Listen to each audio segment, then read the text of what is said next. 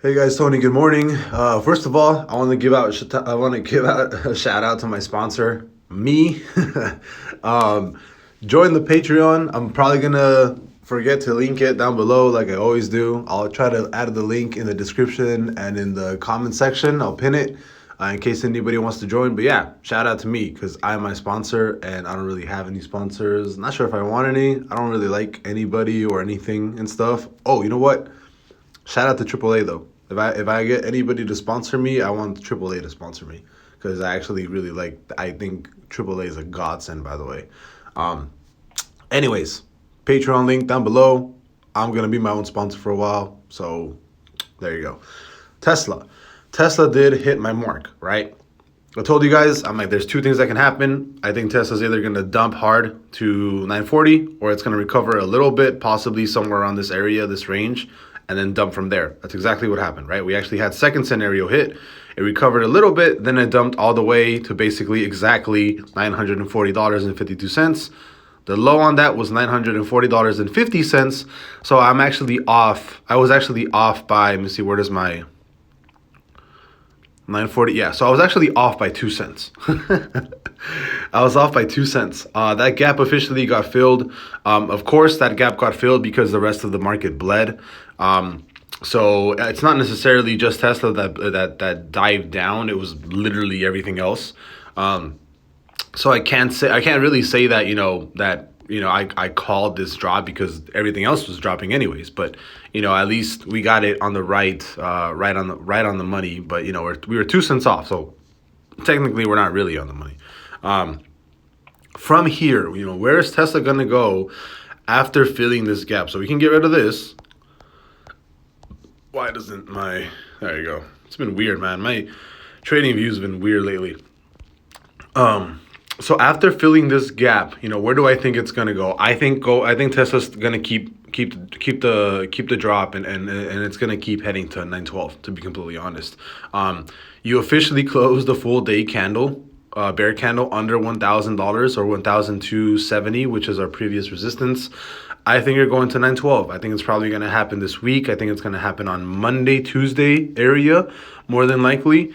That the hour is kind of signaling some sort of a recovery, and you do have essentially a perfect what is it called, a perfect entry, right, that got signaled. So previously what happened, we ran from, let me see, we'll go highs, we ran from $1,000 to 1,040, and then on the previous run right here we did the same thing, and then we did, there we go, boom, $42, and then we ran $37. So they're getting a little weaker, right? But the first one happened in around 3 days. The second one happened in about an hour. Both roughly around the same move, around the 38, $40 move-ish. So I can kind of expect the same thing to happen on Monday. You are bullish, right, on the hourly. You're creating exactly a perfect trigger right there. So I can expect maybe another similar move to the upside like this. So maybe another run within, let's go with the most, right? Let's go with 3 days and 23 hours, right? So I think it's going to happen faster. I think it's going to happen on Monday, so more than likely here. But I like doing the one that's like the latest, just to be careful and safe, right? So we'll do 37.95, and then 40. The other one was like $42. So somewhere around this range, right? Somewhere around this range right there. I think we're more than likely going to see Tesla run back somewhere like here, possibly somewhere around this range, and then more than likely probably dump, right? And that's just from recent forecasts of what's happened on the daily bullish trigger on perfect entries, right? So from here to here, rally, and then also from here to here, rally, right? So I can expect, again, another move to the upside like this, where we sort of come back to this range and run and come back down. Or, we'll add a second scenario, and that it's actually just dumps on Monday, to be honest. So again, same exact thing. I am still expecting a 911 or 912 Tesla, right? So what happened last time, right? I actually thought either we dump down hard or we come back up, recover, and then we dump hard to this area to fill that gap. Now I'm expecting sort of the same thing. We either come back up, we either come back a little bit and then dump back here, or then we dump straight to 912, right? I'm bearish right now, right?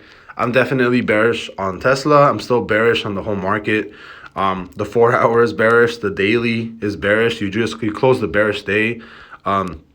You close the fresh bear week. You still have a lot of room to drop on Tesla. So I'm definitely still bearish on Tesla. I think, you know, it's going to go down to 912. You know, the whole market right now looks kind of funky. You know, I don't want to go into SPY actually. I'll do that on a different video.